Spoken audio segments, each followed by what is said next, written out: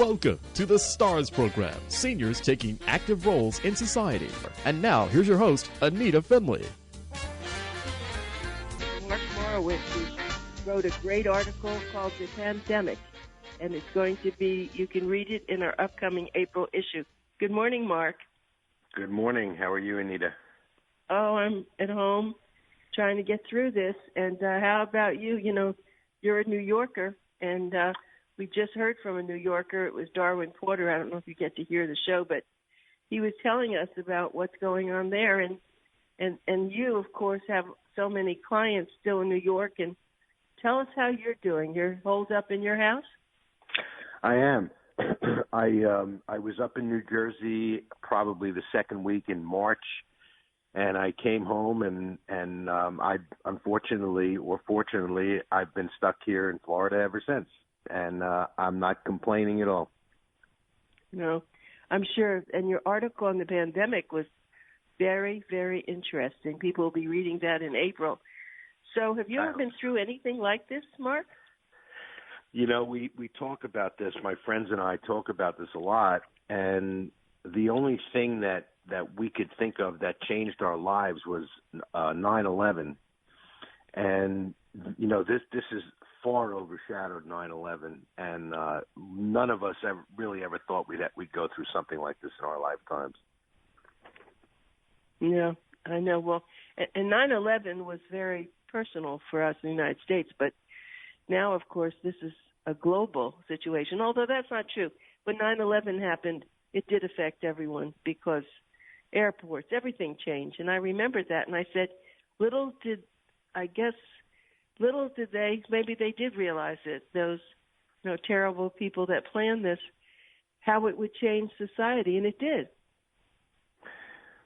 I'm not sure anybody can actually think this through to that extent that it would do what it's done. But you know, there will be some behavioral modifications coming out of this thing, and you know, time will tell. Unfortunately, a lot of us don't have all that time to find out what's going to happen down the road. But we do the best we can. We try to stay safe. We try not to. We try to use our common sense, and we do the best we can every day. That's all you can do. How are you getting your food? I go to the supermarket. You do? I do. And I try to stay as far away from people as I possibly can. But, unfortunately, there are some people out there that have either been living under rocks or don't care, and they have no idea that they're supposed to keep their distance.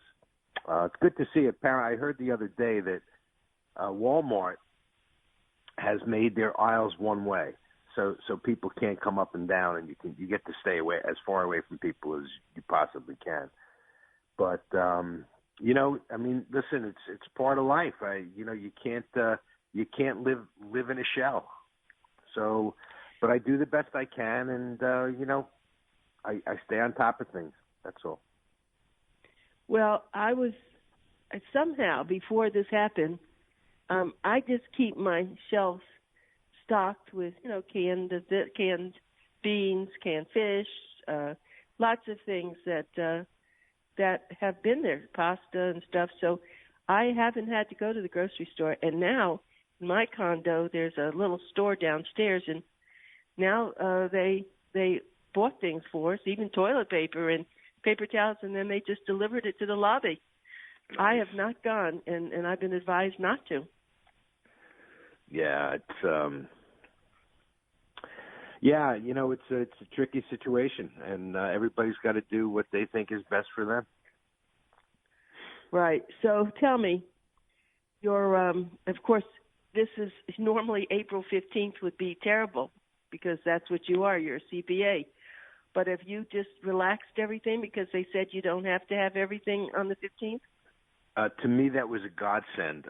It's been very, very difficult. The one good thing that's come out of this is 5 years ago when I decided to move my place of living to Florida, and I made the decision to utilize cloud computing over everything else. I said everybody can send me their stuff in emails, cloud folders and post office if they want. Nobody really has to sit in front of me to do their tax returns anymore.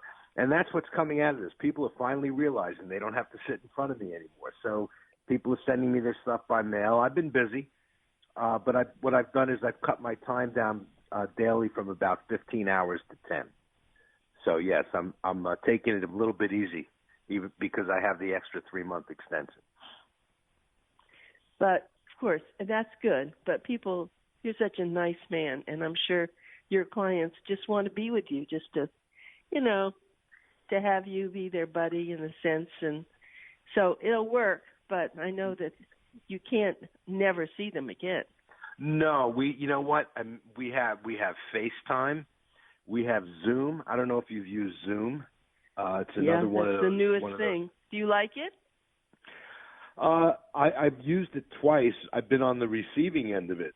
I don't know that I could figure out yet how to invite a bunch of people.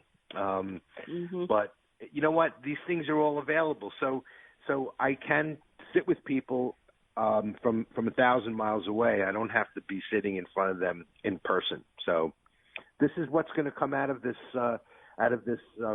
coronavirus disasters. People are going to keep their distance from other people.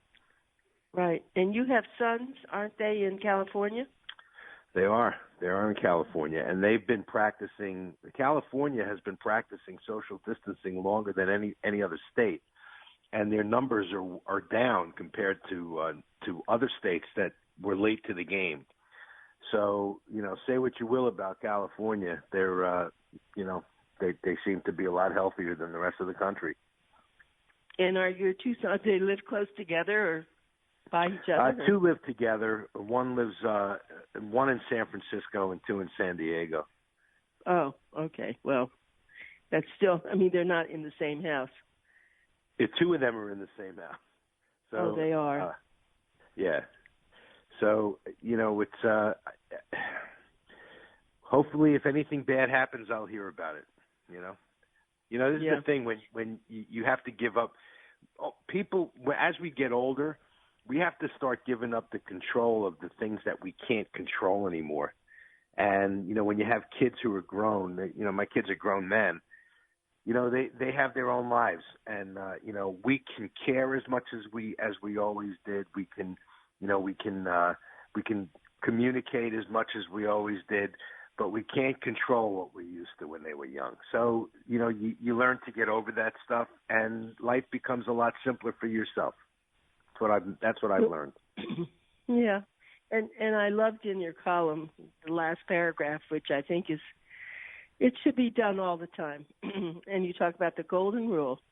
Mm-hmm. I've tried to live with the golden rule. Maybe I'm not perfect, but it really is it's a wonderful way. It's really what all religions should be like too. The golden rule, just, what you want for yourself, you need to share with everybody else, and it's not done enough. But let me ask you some things about you. If people now are struggling to make payments on things, right. For instance, we heard about renters and landlords, and so I guess if everybody they don't make their payments, nothing's going to happen at the moment. That's what they're saying. Is that true? Well, you got to look at it this way. There are incentive programs out there for businesses, which a landlord is a business, and it's going to go all the way down the line. And the bailout is going to come from the federal government, also known as the taxpayers, eventually. Okay, so if somebody can't pay their rent today, you got to think about this clearly. Is who is the landlord going to replace them with if they evict them? Okay, so there's nobody out there that can afford to pay the rent, so you might as well just stay where you are. Nobody's going to be evicted. This is going to be at least a 3-month thing. There's a moratorium on evictions and foreclosures and things like that. The only thing that I do recommend is that people communicate with their landlords and say, I can't pay my rent right now. Yeah. Okay, things are bad, and everybody knows. So as long as you communicate, there's no shame, there's nothing to fear, but you need to communicate, and that's the thing I stress the most to people. And the same thing with credit cards? Yeah, I think you have to contact your bank. All the banks have. If people go online, unfortunately today you have to do everything online, and there's a lot of people who are older that don't know how to do things online, even still today. Hopefully they have children or somebody that they can contact that can help them do this. And you go online, and there's usually a link on a website, a bank's website, that says, I need time to pay my credit cards, and they'll work with you. Oh, I mean the credit cards on the bank, but what about all the other credit cards? All of them. I mean, even if it's a store credit card, if it's any kind of credit, any kind of creditor today has a means to put a moratorium on their payments, okay? And it's typically 3 months at this point. And I hope to God that this thing doesn't go longer than 3 months. 3 more months. Oh, heavens. I know it. And it just, I guess, we all hope that there's some sort of the relief with medical, and I don't know what's coming down. Everyone's working all over the world to try to figure out some sort of an inoculation, but I don't see that happening so soon. No, these things take time, and they're trying different drugs. Yesterday, I heard that they were trying a tuberculosis drug. Really? And they had some success with it, but they need time to make trials. You can't just throw these drugs in there and have people take them, and because you don't know if they're really working or not. It could just be somebody's immune system that works to fight this off. Right, a lot of anecdotal stuff. So tell me what you're thinking about Governor Cuomo. He's doing a pretty good job, isn't he? It's interesting. He's always been pretty good. I liked his father when his father was governor. I liked his brother on the broadcaster on CNN. I think they're interesting people. I think they're honest people. But when you go on Facebook, and if you have a lot of friends from New York, they hate him in New York. They hate the governor. Really? Yeah, they find him to be too liberal. And I don't think they used to hate him, but when Donald Trump became president, a lot of people, I guess, found it okay to express their true selves, and they hate him. And the one thing that I've seen that they hate the most is he built a new bridge, the Tappan Zee Bridge. I don't know if you're familiar with the Tappan Zee Bridge. No. Okay, so there was a bridge that went from Westchester County across the Hudson River to Rockland County, which is where I grew up. It's called the Tappan Zee Bridge. And it was an old bridge, and there were traffic jams every day. A lot of people commuted from Rockland to Westchester to work. And they just built a new bridge, and he named it the Mario Cuomo Bridge, which is who's his father. So people are upset that he actually named this bridge after his father. I said, you know what? I mean, we really have other things to be concerned about than stuff like that. But that's why they hate him. He's too liberal. But I think he's a very intelligent guy, and he cares about his constituents. And that's really all you want out of a politician, right? Yeah, well, right now I think people are having so much faith in him, because who else is there? I mean, it's a horrible thing, and he is trying. I mean, I don't know him and all that, but I do hear his son, and who has, of course, the virus, and he explains everything about it. It's the only person, I guess, has really gotten on the TV who has it and talks about it. That's actually his brother, not his son. Yeah. No, I meant brother. Did I say son? I didn't mean that. Yeah, I meant his brother. He does. It's, and of course our minds as human beings, your mind is kind of, geared to start to drift a little bit. And every time we get one of those symptoms, we start to think that we have it too. Definitely.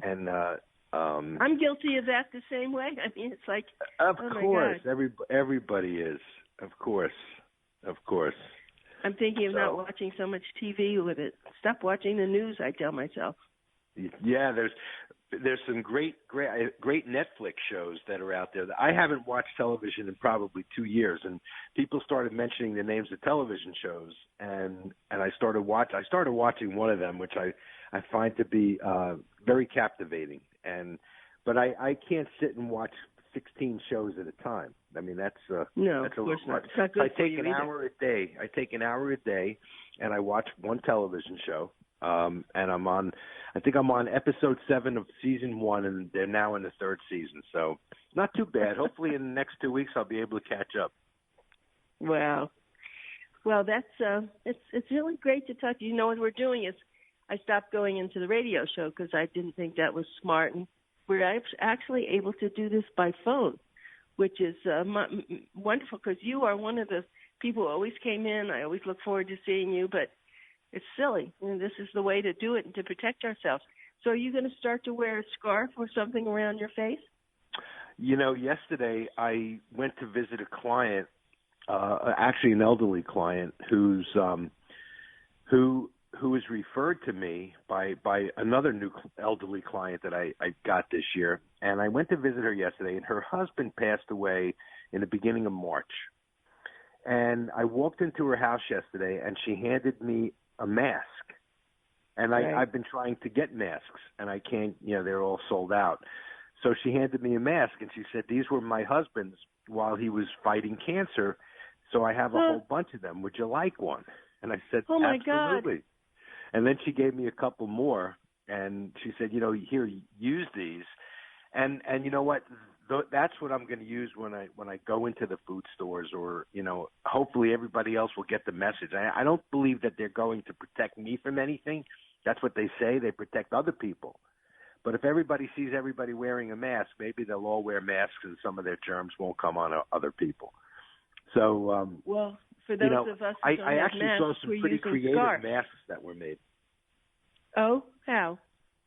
I actually saw a mask made from a yarmulke. No. It was really, really super creative. Somebody had punched holes in the sides of the yarmulke. Yeah. And I guess put like some kind of a strap inside the two ends, and it fit over the nose and the mouth so perfectly. It was amazing. Very creative stuff. You're kidding. Now that talk about something good.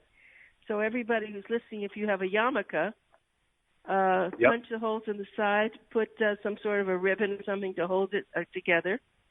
And oh my goodness, that is interesting. Of course, I started looking for all my yarmulkes, and because from every bar mitzvah and every wedding I ever went to, I always had one. But now I can't find them. I don't know where I put them. That's very funny, Mark. But, so I don't have anything like that, but I have lots of scarves, and I'm just going to do that. Now, the only time I go out is to walk my dog. Right. And usually there's no one, everyone's away, but I'm still going to wear it because I don't know. I mean, they say that it's not floating out in the air if people aren't around, but who knows? So that's what I'm going to do. Absolutely. You should just take care of yourself. Right. The thing that I'm surprised at is that you did go to a person's house. I thought you're not supposed to do that.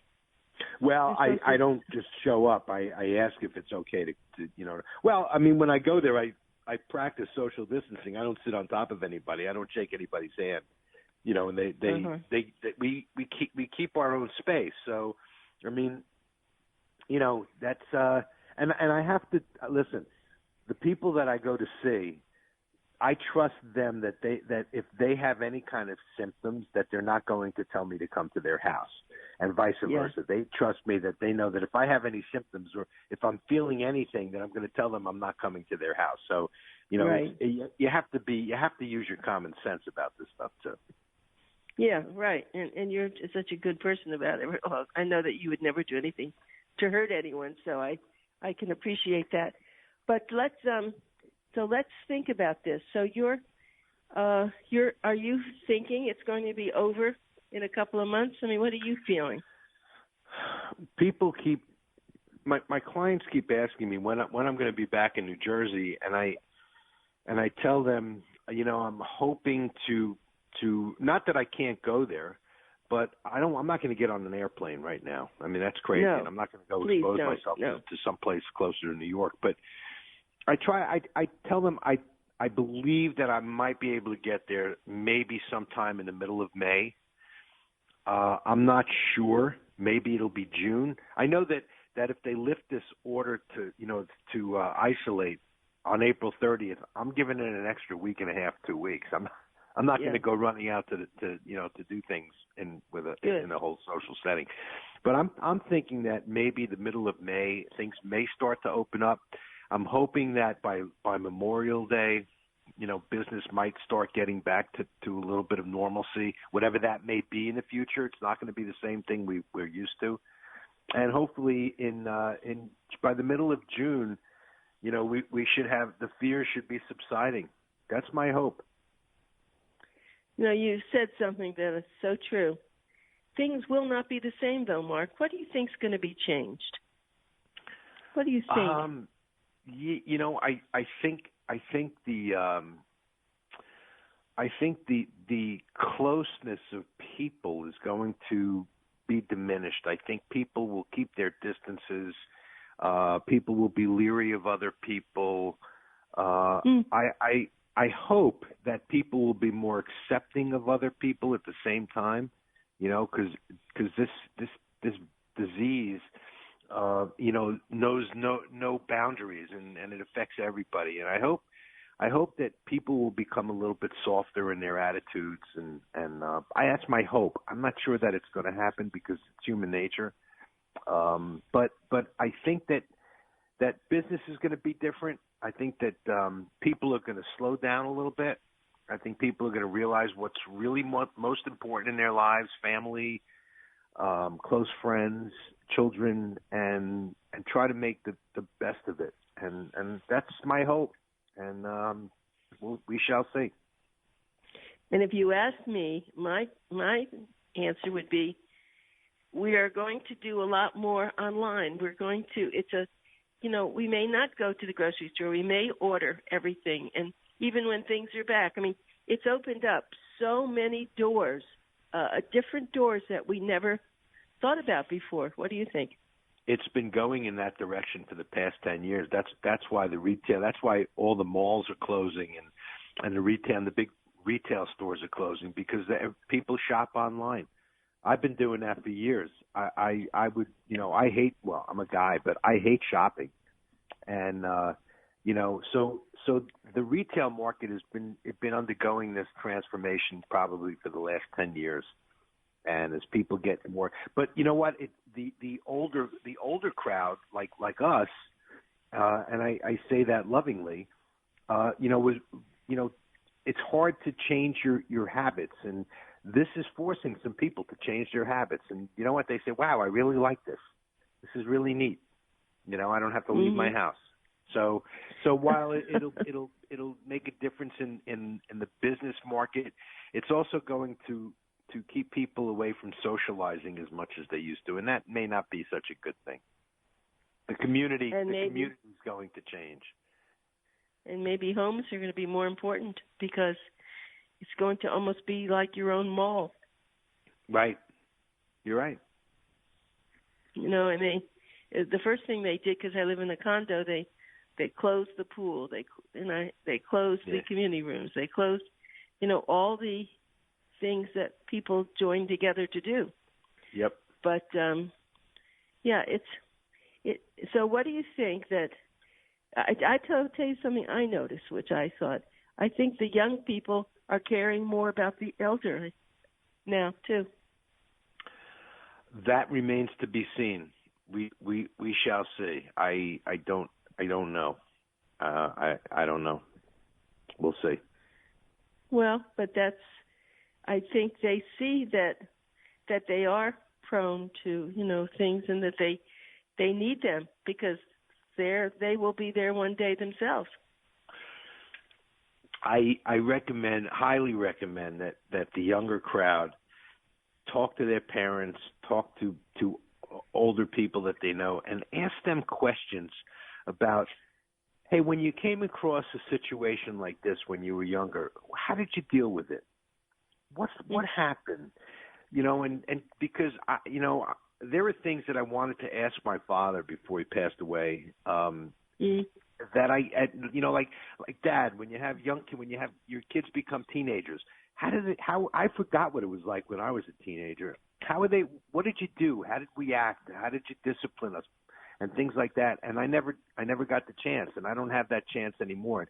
So I call on all of the younger crowd to take advantage of the people in their lives that they can ask these questions, and they may find some very interesting answers and maybe develop some very, very neat relationships at the same time. That's really good thinking.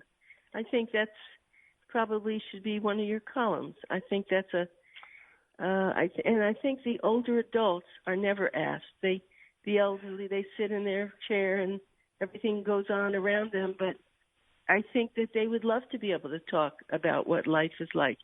Sometimes they may repeat themselves, but it is very important because they do want to share that. I love it when I sit in my office and I have young people come in, salespeople, computer people, clients, and they ask me they'll ask me a question, and my brain automatically goes to an example of something that happened in the past, and I say, sit down and just listen to this, and I tell them the story, and I look at them and they're captivated, and they love it. They love hearing my old war stories. I was never in the Army, but these are my war stories. And, if more people took the time to do that, it's a lot of fun. I used to do that when I was younger and I had older clients that would come in. They would sit down, they would sit across the desk from me, they would unbutton their pants, and they would just talk away and tell me about the history of Atlantic City and places like and all of their escapades, et cetera. And I was captivated. And I think that if young people, need to slow down, they were going way too fast. The world was going way too fast for them. Nobody could keep up. This virus is going to slow it all down. And take the time now to really get to know your parents. Take the time to get to know your relatives, your friends. And you know what? If you say hello to an older person on the street, say, hello, how are you? And if they say something back, listen to them. I think the world will be a much better place. You're always so good. You're such a philosopher, and I love it. The golden rule is something that you're so good at, and thank you so much, Mark, for taking the time this morning. And I'm sure people were listening and that they really appreciate your good sense and your caring. And so please do take care of yourself and try not to go to the grocery store so often. And okay. I'm glad. Go find those yarmulkes. All right. Stay safe. All right. Thanks so much, Mark.